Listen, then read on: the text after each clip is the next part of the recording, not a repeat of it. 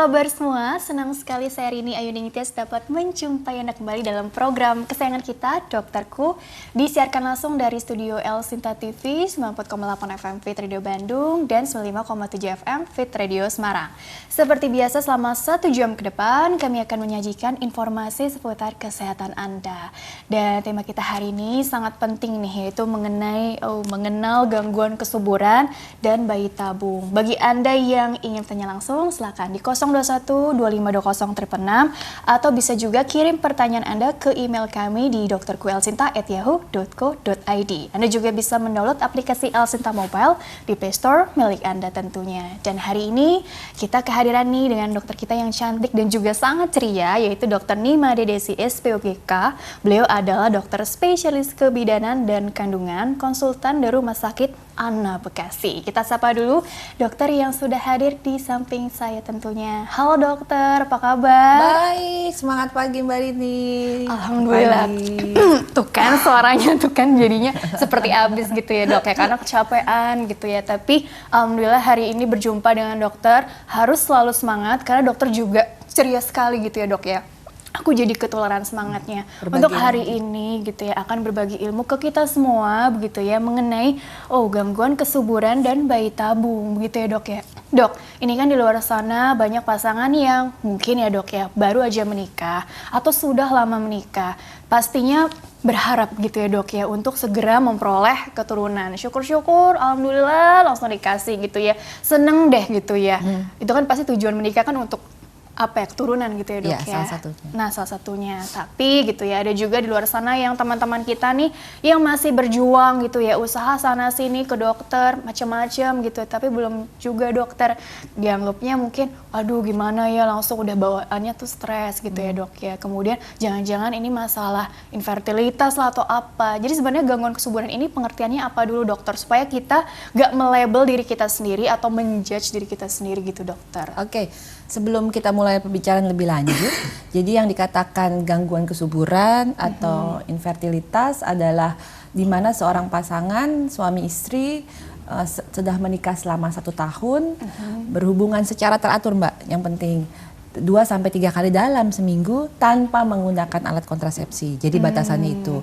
Karena beberapa kali didapatkan pasien berkonsultasi, mungkin karena kesibukan di kota besar, berhubungannya nggak teratur, cuma seminggu di weekend atau di luar kota atau di luar negeri, itu sebenarnya belum dikatakan gangguan kesuburan. Jadi long distance marriage nih gitu ya. Mungkin karena pasangannya harus kerja atau melanjutkan studi gitu ya. Jadi tadi nggak intens ya hubungannya dok ya. Jadi juga kurang lebih waktunya tadi setahun ya dok ya? Setahun kita kali batasan gitu ya. Jadi jangan buru-buru melabel diri sendiri, aduh jangan-jangan memang ada masalah infertilitas gitu ya dok ya. Nah gangguan kesuburan ini apakah memang ada kaitannya dengan usia gitu ya dok ya? Karena kan biar bagaimanapun kan sekarang banyak nih perempuan yang wanita karir gitu ya, terus kemudian juga pria-pria juga seperti itu dong gitu kan. Artinya dari segi usia apakah memang akan sangat menentukan masalah kesuburan ini sendiri, atau sebenarnya dari habit kita sehari-hari juga akan sangat menentukan fertil atau tidaknya gitu, benar nggak sih istilah seperti itu gitu. Apalagi memang makin kesini katanya makin banyak ya dok ya gangguan kesuburan itu di kota-kota besar terutama. Betul sekali Mbak. Kira-kira bagaimana penjelasannya? Iya,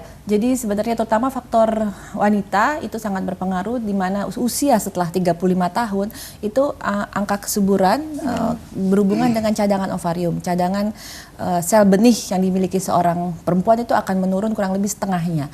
Jadi sebaiknya memang kalau usia tadi dikatakan setahun kalau sebelum 35 Mbak. Tapi kalau setelah 35 sebaiknya kalau 6 bulan berhubungan teratur tanpa kontrasepsi tidak berhasil hamil, ataupun pernah riwayat misalnya saja ada gangguan siklus haid, siklus haidnya tidak normal, ataupun pernah riwayat operasi sebelumnya, sebaiknya konsultasikan lebih dulu.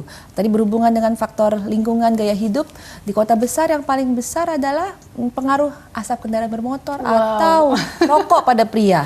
Tuh dengar tuh. Jadi kalau memang merasa dirinya rokok berat ataupun aktivitasnya banyak kan di tempat-tempat yang berpolusi berat, mungkin ada baiknya juga diperiksa lebih awal. Oke, nah pentingnya pemeriksaan ini dokter, karena kan yang akan mempunyai anak ini kan suami dan istri, artinya dia jadi calon bapak, jadi calon ibu gitu ya. Jadi tentunya harus dilihat ada 2 faktor ya dok. Betul, ya, faktor suami dan faktor istri gitu ya. Tapi kalau dilihat dari proporsinya dok, apakah memang 50-50 nih gitu ya?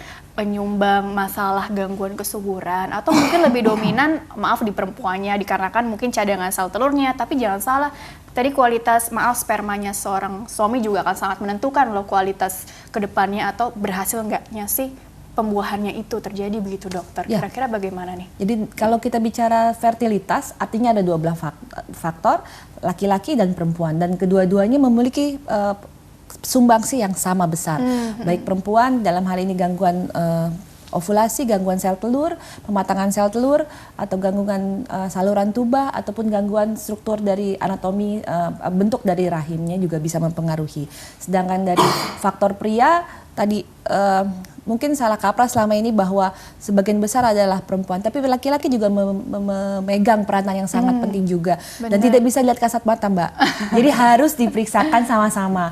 Itulah kenapa kalau pasangan gangguan kesuburan harus dua-duanya datang, karena harus diperiksa kedua belah pihaknya. Dan itu juga menentukan tindakan apa yang kita bisa ambil. Tadi diceritakan mulai dari berhubungan secara normal saja, kadang-kadang harus kita perbaiki di situ juga bisa langsung hamil, Mbak, atau perlu infertilitas atau bahkan sampai bayi tabung. Itu pentingnya kedua-duanya harus diperiksakan. Dan yang sederhana sekali sebenarnya dari pihak laki-laki ya analisa sperma.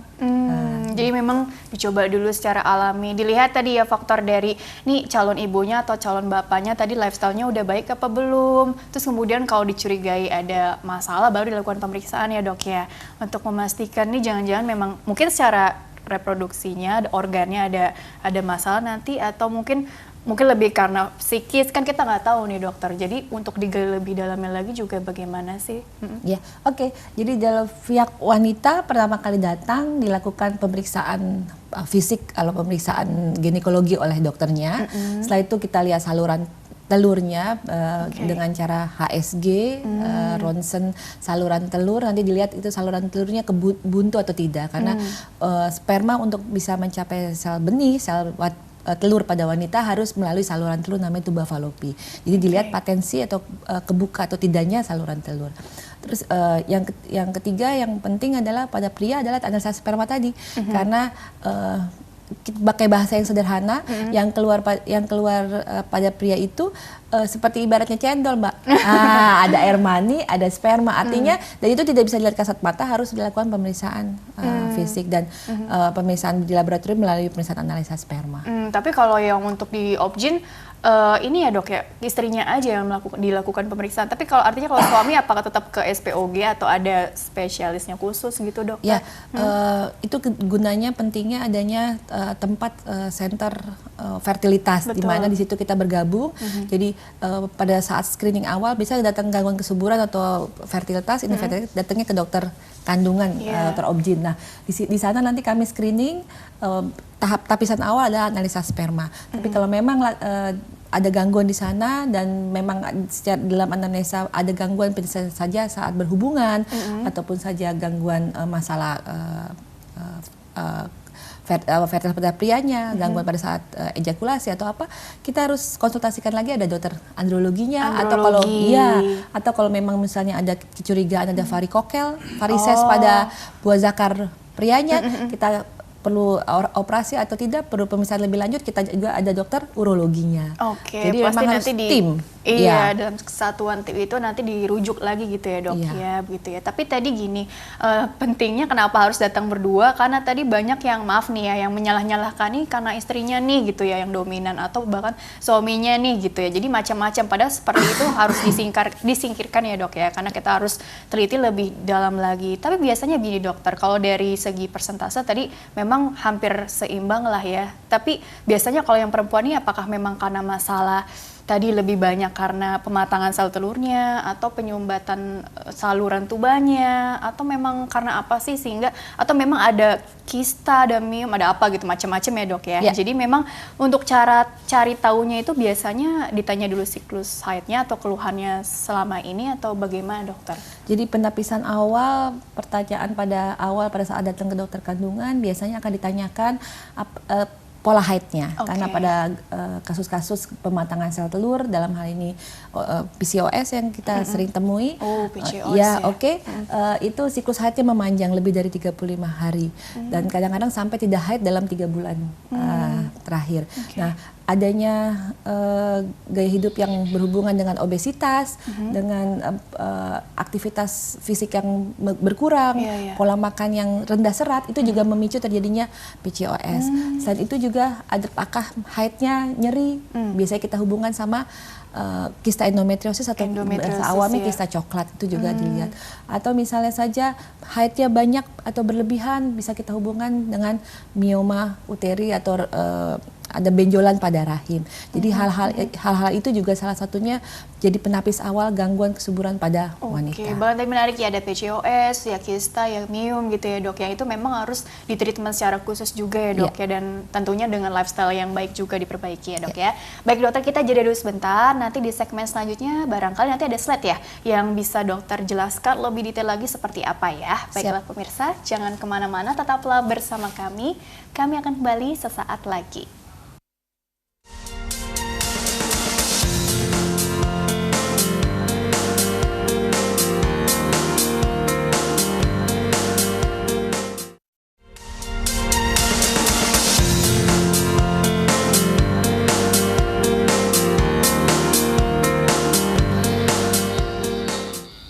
Ya pemirsa, terima kasih Anda masih bersama kami di program Dokterku, disiarkan langsung dari Studio L, Sinta TV, 94,8 FM Fit Radio Bandung, dan 95,7 FM Fit Radio Semarang. Masih membahas mengenal gangguan kesuburan dan bayi tabung bersama dengan Dr. Nima Dedesi SPOGK, dokter spesialis kebidanan dan kandungan, konsultan dari Rumah Sakit Anna Bekasi. Dokter, dilanjutkan kembali ya. Oke. Jadi tadi ini menarik ya faktanya bahwa semakin kesini ternyata tadi PCOS ternyata semakin banyak dijumpai gitu ya di perempuan-perempuan yang memang sedang berjuang tadi kan mendapatkan keturunan. Kemudian juga tadi ternyata setelah diperiksa gitu ya, ternyata ada kista lah atau ada miom gitu ya. Atau mungkin ada faktor-faktor lain gak sih dok yang ternyata memang secara organik ada masalah, atau mungkin diperiksa nggak ada masalah nih gitu ya. Terus kemudian siklus haidnya juga sebenarnya lancar sih gitu ya. Cuma apa mungkin karena faktor stresor yang lain atau faktor apa, belum tekanan sana sini, ditanya Indonesia kan seperti itu gitu ya. Betul. Kapan punya anak gitu-gitu segala macam. Jadi kira-kira bagaimana itu dokter untuk dilanjutkan kembali perinciannya bagaimana, dan juga nanti sperma itu sendiri juga kan tadi kuantitas dan kualitasnya juga ya pengen dilihat seperti apa. Silakan dokter. Jadi dari pihak perempuan tadi kita balik lagi di gangguan ovulasi. Sekarang kalau dulu kita banyak jumpai PCOS itu atau gangguan kesuburan itu adalah pada yang banyak usia tubuhnya berat-berat, BMI-nya berat-berat atau bilang obesitas. Agak berlebih gitu ya, berat berlebih. badannya. Sekarang justru kami temui sering adalah yang lean PCOS atau yang tubuhnya kurus tapi siklus haidnya gemuk. Apakah satu orang dengan orang lainnya sama, tunggu 100 kilo misalnya baru gangguan? Ternyata tidak. Karena memang setiap manusia punya ambang tertentu yang membuat dia seperti itu. Setelah kita observasi ternyata kalau ditelaah lebih lanjut, kurus apakah berarti lebih sehat? Ternyata tidak. Misalnya saja pola hidupnya tidak berolahraga atau makanannya banyakkan junk food, kurang serat, kurang terkena matahari juga bisa, dan memang punya genetik atau bakat untuk jadinya kencing manis. Udah ada bakat. Iya. Kencing manis nih, betul. diabetes. Karena PCOS merupakan spektrum atau rangkaian jadinya kencing manis. Kalau boleh disinggung sedikit, tata laksananya adalah salah satunya obat-obatan untuk kencing manis, Mbak. Mungkin bingung kok saya gangguan haid dikasih obat kencing manis. Kalau pada pasien-pasien yang PCOS dan punya resistensi insulin, gangguan hormon insulin misalnya, kita berikan obat seperti metformin seperti itu. Dan harus ditambah dengan olahraga secara teratur, gaya hidup sehat tadi, makan tinggi serat dan sering berjemur, dapat vitamin D. Nah kalau yang tadi ada beralih ya, ada kista endometriosis juga itu ya mungkin nyeri haid ya. Terus kemudian juga tadi kalau ada miom segala macam itu memang harus istilahnya diteropong gitu ya dok ya, untuk diketahui memang benar nggak sih ada masalah sehingga perlu di treatment ya dok ya, baru nanti program hamil, kurang lebih seperti itu. Nah kalau yang tadi dari pihak laki-lakinya, kuantitas dan kualitas dari spermanya juga begitu ya dok ya. Jadi kalau pada laki-laki ada 3 faktor yang kita lihat sesuai dengan kriteria WHO. Pertama, konsentrasi dari spermanya juga. Yang kedua, pergerakannya. Karena dari tempat dikeluarkan sampai bertemunya si sel benih pada wanita itu cukup jauh, Mbak. Jadi pergerakannya, motilitasnya harus baik. Itu kenapa kita anjurkan untuk berhubungan secara teratur kurang lebih 2-3 kali dalam 1 minggu. Itu berhubungan dengan kemampuan sperma untuk hidup di luar tubuh pria. Yang ketiga adalah bentuknya. Nah, ini ditenggarai kalau pada yang tempat polusi berat seperti dengan orang lain dengan perokok atau di paparan polusi berat, itu bentuknya satu lagi, bentuknya juga tidak normal atau abnormal. Jadi gak cuma kualitas, kuantitas, tapi juga bentuknya. Jadi 3 komponen itu yang harus kita lihat. Oke, baik. Nah, ini ada slide mungkin yang bisa dicicil dulu satu persatu karena durasinya juga kan ya. Slide-nya mungkin bisa ditampilkan dulu agar dokter bisa menjelaskan lebih detail. Nah, ini berapa besar sih masalah gangguan kesuburan ini secara global dan juga mungkin di Indonesia atau di kota-kota besar, apakah mungkin ada literatur atau mungkin berdasarkan riset gitu ya, barangkali bisa dijelaskan lebih detailnya lagi seperti apa, dokter? Ya, kurang lebih ini juga datanya secara keseluruhan di negara dari WHO ya, ya? Dari WHO. Ya. Ini di negara yang sedang sedang berkembang itu 1-4 kurang lebih. Jadi kurang lebih sekitar 15% sampai 20%. Ini juga angkanya mungkin akan meningkat di tempat-tempat yang tadi frekuensinya jarang berhubungan, itu juga akan makin meningkat. Oke, next slide. Nah, jadi kalau ini pakai data BPS aja, kurang lebih sekitar 10-15% di Indonesia. Ya. Oke, gambar berikutnya lagi ya. Ini buat ini aja sih, prevalensi tadi. Dan saya di klinik infertilitas atau IVF di Indonesia sudah tersebar merata, dan walaupun sebagian besar masih di Jakarta dan Bekasi, mungkin di sekitar Jakarta itu makin banyak. Jadi nggak perlu jauh-jauh ke luar negeri, Mbak. Justru di Indonesia sudah cukup banyak dan angka keberhasilan juga baik dengan biaya yang jauh lebih murah dibanding luar. Bila dibandingkan kalau harus keluar gitu ya. Karena di sini kan juga udah ada banyak center-center kayak pusat pelayanan infertilitas yang secara komprehensif dan juga dokternya juga udah capable banget di bidangnya. Betul dok sekali. Ya. Baik, yang penting tadi datang berdua pasangan suami istri untuk konsul lebih dalam seperti apa ya. Oke, next slide-nya lagi. Nah, ini tadi diungkapkan bahwa gangguan pada pria maupun wanita hampir sama. Dan yang paling sering di sini adalah tadi diperiksa saluran telurnya untuk kita mencari tahu apakah dia sumbatan saluran telur atau tidak dengan HSG, atau lebih detail lagi kita bisa dengan laparoskopi dengan minimal invasif kita bisa lihat telurnya buntu atau tidak. Dan faktor lain yang cukup penting adalah tadi gangguan pematangan sel telur atau adanya masalah yang kita bilang udah dicari tahu, mungkin ada masalah lain atau imunitas ataupun infeksi juga bisa berpengaruh ya. Ya. Unexplained juga tadi ya. Gitu ya. Oke, baik, gambar berikutnya lagi. Oke, nah ini memang tadi diusahakan dulu, diperiksa dulu ya, agar dicari tahu penyebab utamanya apa sih gitu. Barangkali memang tadi frekuensi berhubungannya rutin atau enggak, atau memang ada masalah yang perlu ditreatment. Bahkan tadi ada pemeriksaan seperti HSG, laparoskopi segala macam ya dok ya, untuk memastikan memang ada masalah atau enggak, dan nanti ditreatment seperti apa.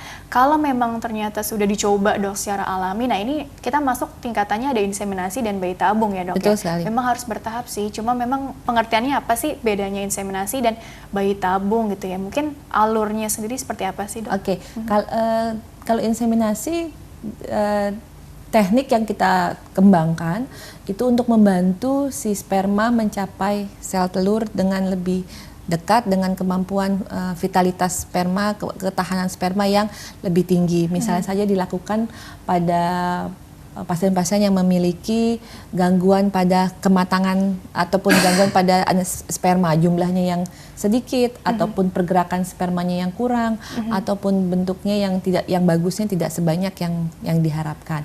Atau bisa juga kita lakukan pada pasien-pasien yang memiliki tadi gangguan ovulasi atau gangguan pematangan sel telur, atau juga misalnya pasangan LDR yang ketemunya susah setahun sekali atau setahun 2 kali, ya salah satunya bisa disiasati dengan cara ini. Cuma syarat yang harus dipastikan adalah bahwa saluran telurnya harus terbuka.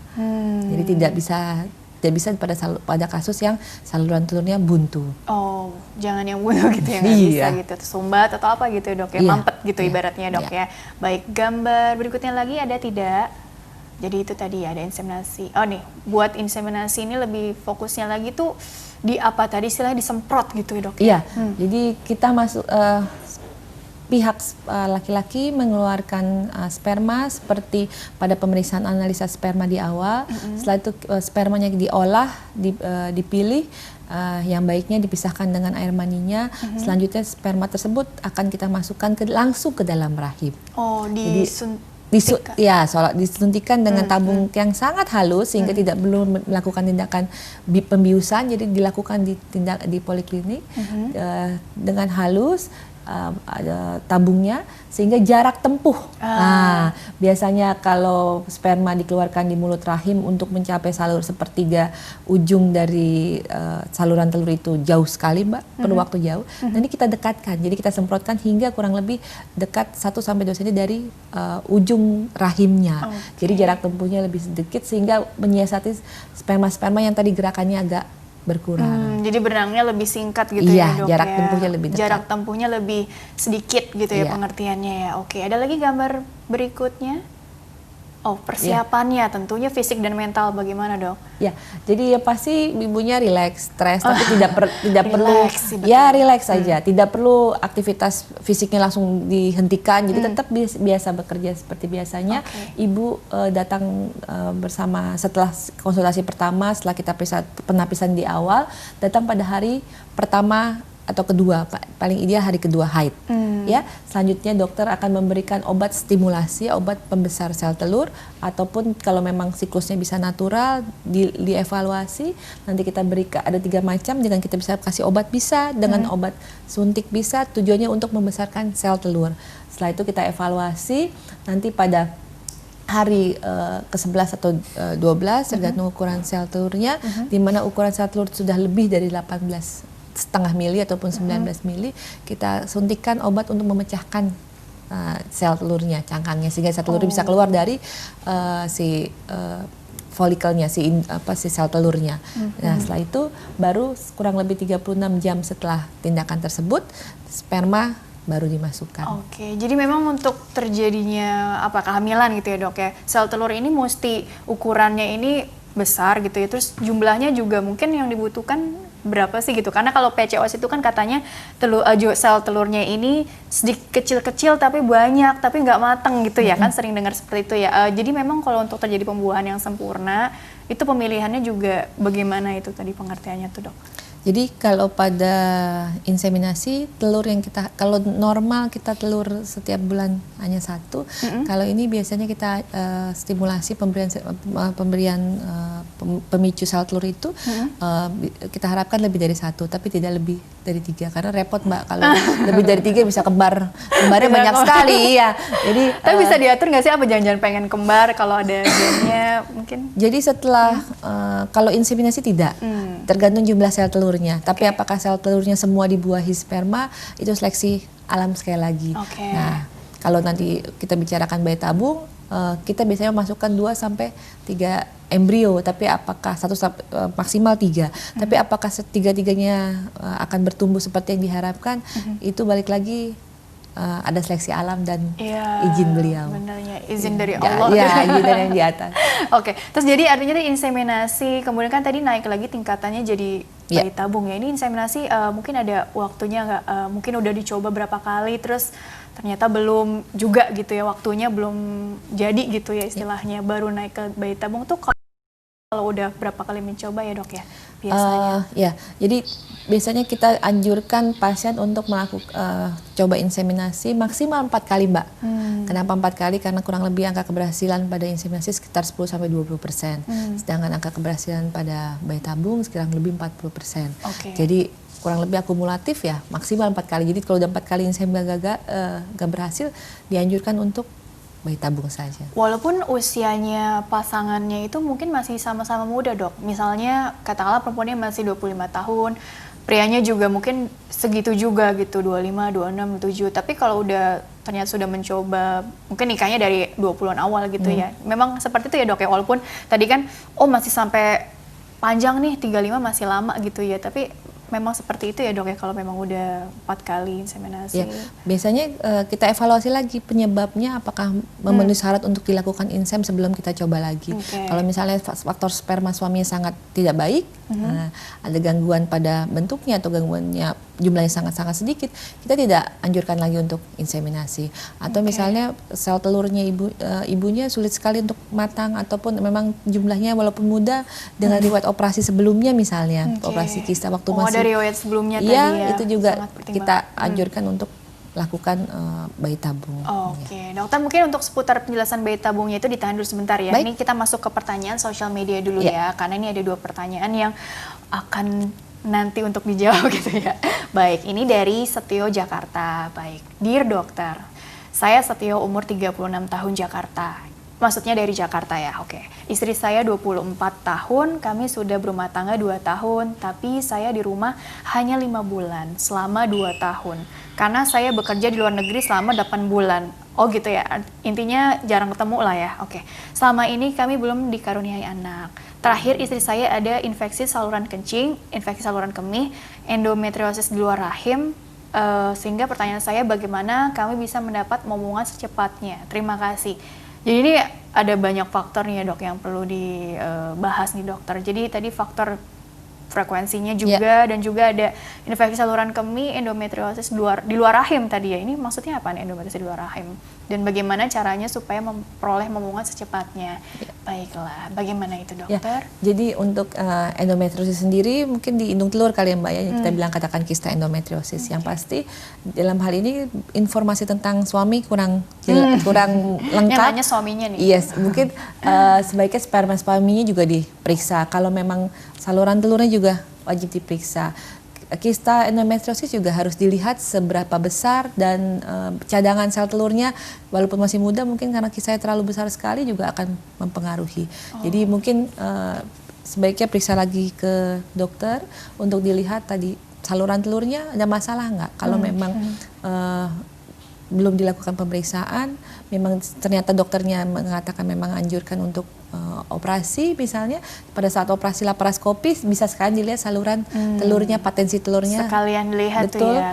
kebuka apa tidak. Nah, kalau setelah operasi segera dimulai program, bisa dengan inseminasi ataupun dengan bayi tabung ataupun dengan mungkin dengan natural dengan memperbaiki pola hubungan dengan mungkin harus satu rumah dulu gitu ya. Ini kan masih faktor pisah nih, istilahnya pisah karena pekerjaan atau mungkin ada studi atau macam-macam gitu ya dok ya. Jadi memang itu juga perlu diperbaiki dulu juga ya dok ya.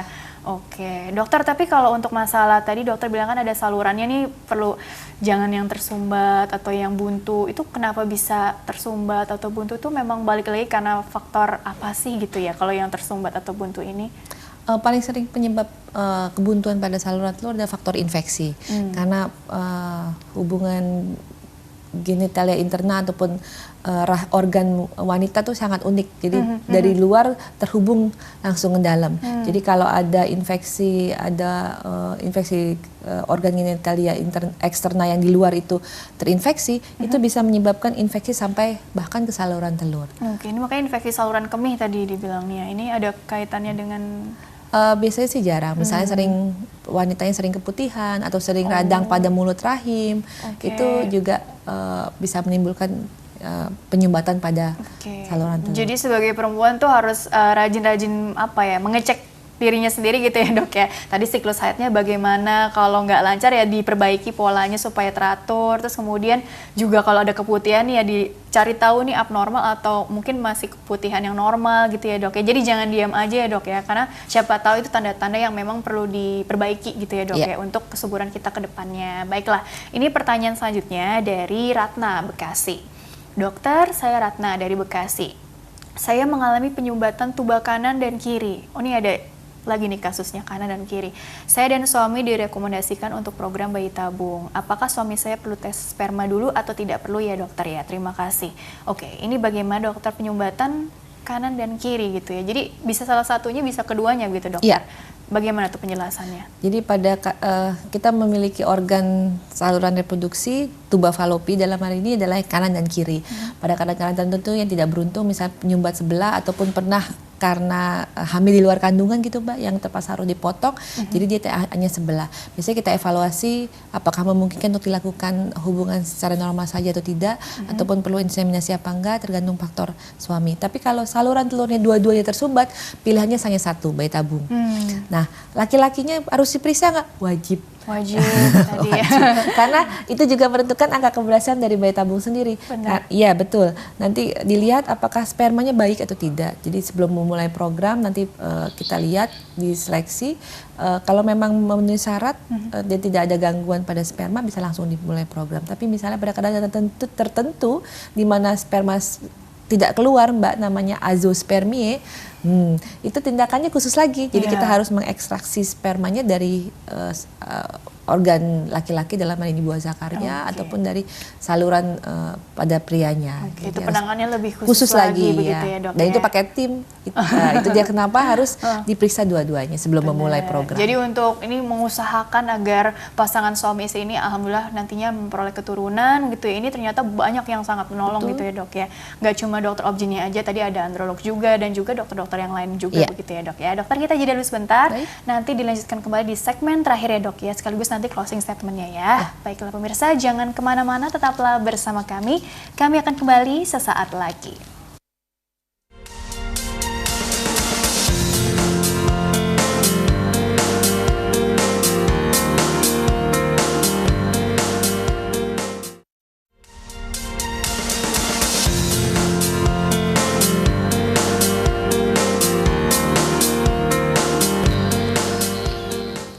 Ya pemirsa, terima kasih Anda masih bersama kami di program Dokterku, disiarkan langsung dari Studio L Sinta TV, 94,8 FM Fit Radio Bandung, dan 95,7 FM Fit Radio Semarang. Masih bersama dengan Dr. Nima Dedesi SPOGK, dokter spesialis kebidanan dan kandungan, konsultan di Rumah Sakit Anna Bekasi, untuk membahas mengenal gangguan kesuburan dan bayi tabung. Dokter, dilanjutkan kembali ya Dok ya. Sekarang seputar bayi tabungnya gitu ya. Tadi kan inseminasi sudah dijelaskan tuh maksudnya seperti apa sih. Nah sekarang naik lagi nih tingkatannya. Kalau udah mencoba tadi ya kurang lebih 4 kali ternyata belum juga ya, otomatis tadi direkomendasikan. Tadi ya juga ada penanya via email gitu ya Dok yang bertanya seputar bayi tabung gitu ya. Jadi mungkin persiapannya juga seperti apa bedanya dengan inseminasi, dan angka keberhasilan juga tadi perlu ditekankan kembali seperti apa sih supaya kita jadi makin paham nih mengenai program yang satu ini. Silakan Dokter. Ya, jadi ada beberapa tahap yang memang berbeda dengan inseminasi. Jadi pada pasangan yang sudah dianjurkan untuk melakukan bayi tabung datang pada hari kedua haid, setelah itu sang istri pembesaran sel telur, kita suntikan obat selama kurang lebih pada sampai hari ke-11. Selanjutnya kita mengevaluasi ukuran sel telur. Kita harapkan telurnya lebih dari 3 dan ukurannya lebih dari 18,5. Saat itulah kita pecahkan sel telurnya dari 36 jam. Kemudian kalau pada inseminasi kita semprotkan spermanya, kalau pada ini ada namanya tindakan opu pick up atau panen sel telur, pengambilan sel telur. Itu dilakukan dengan pembiusan telur pada wanitanya, dilakukan di kamar operasi, diambil melalui vagina dengan jarum halus, kita ambil satu-satu dan pasien dalam keadaan terbius, jadi tidak ada sakitnya. Selanjutnya setelah ditemukan sel telur, dirawat oleh atau diproses oleh tim embriolognya. Selanjutnya diambil dengan sperma suami yang sudah dikeluarkan pada hari yang sama.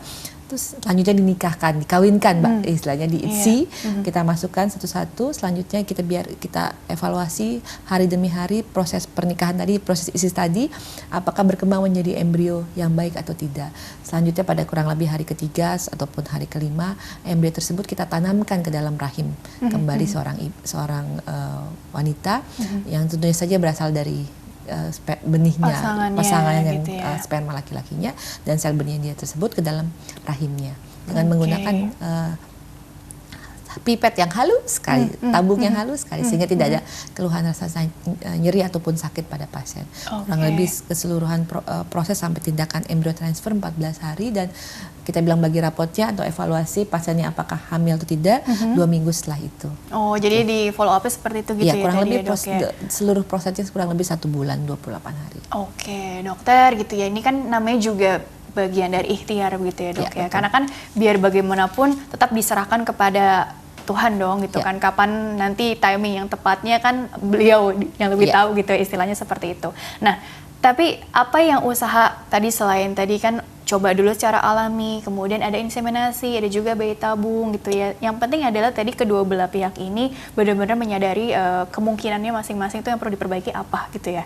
Dan juga bagaimana sih dukungan dari orang-orang sekitar, terutama keluarga terdekat gitu ya, atau bahkan teman-teman, sahabat gitu ya dok ya, yang bisa menciptakan iklim yang baik, yang tenang, baik secara psikologis ataupun apapun lah, sehingga kedua pasangan ini benar-benar bisa menjalankan prosesnya ini tuh dengan apa ya, nyaman, rileks. Jadi bukan ada unsur tekanan gitu ya. Kalau seperti itu kan akan sangat mempengaruhi keberhasilannya juga dong gitu ya. Apa tips dari dokter juga untuk kita semua nih, terutama mungkin yang usia-usianya tadi masih sangat muda, untuk masih berjuang juga di luar sana, dokter? Sebenarnya sejak sebelum menikah bahkan dianjurkan untuk melakukan gaya hidup sehat, berolahraga secara teratur, makanan seimbang, gizi seimbang, protein, serat, dan kena paparan matahari cukup baik. Samping itu juga yang penting sekali bahwa stresor itu sangat berpengaruh. Faktor stres akan mempengaruhi imbalance hormon dan tuh dengar tuh. Ya, jadi harus kedua belah pasangan harus kompak, tidak menyalah-nyalahkan, tapi bersama-sama secara positif, berpikiran positif, dan hormonnya itu juga akan mempengaruhi juga. Karena memang walaupun teknologi sudah berkembang sampai bayi tabung, bahkan bayi tabung yang lebih detail lagi untuk ditindak embriologinya, keberhasilan tidak bisa 100%. Karena tetap sekali lagi tadi faktor Tuhan yang Maha Kuasa lah yang menentukan, walaupun kita wajib untuk berikhtiar. Iya betul ya. Oke dokter, jadi kesimpulannya jadi apa nih dok ya, agar tetap apa ya, nyaman gitu menjalani prosesnya, singkat saja silakan. Be relax, positif, and harus kompak. Ya, harus kompak ya, Pak Sutri yang kompak gitu ya, harmoni gitu ya. Oke, baik dokter. Terima kasih telah berbagi ilmunya di sini. Insya Allah membawa banyak manfaat untuk orang banyak. Sukses, berkah selalu untuk dokter ya. Sukses juga untuk Rumah Sakit Ana Bekasinya ya. Jauh-jauh loh dari Pakaian ke sini. Tadi melawan macat gitu ya dok ya. Oke, semangat terus ya dok ya. Terima kasih sekali lagi ya. Baik pemirsa, jangan lupa tema besok itu seputar tetap bugar selama berpuasa bagi penyandang diabetes. Bagi Anda yang ingin bertanya via email, kirim saja pertanyaannya ke email kami di dokterku@yahoo.co.id. Terima kasih telah menyaksikan program Dokterku. Jangan lupa untuk terus ikuti program Dokterku setiap Senin sampai Jumat. Akhir kata, saya Rini Ayuni Intias beserta seluruh kru tugas mohon undur diri dari hadapan Anda. Terima kasih dan sampai jumpa.